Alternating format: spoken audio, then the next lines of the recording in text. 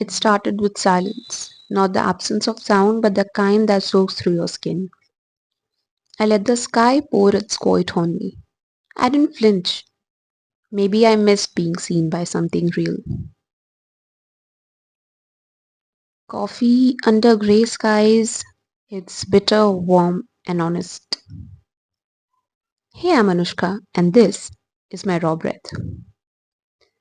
I don't walk away to escape. I walk to remember who I am when no one's watching.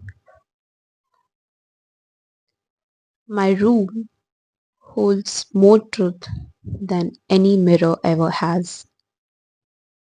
Even my silence has weight here.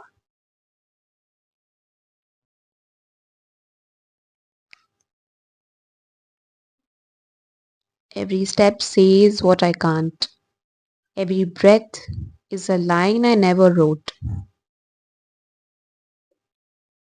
The wind doesn't ask questions.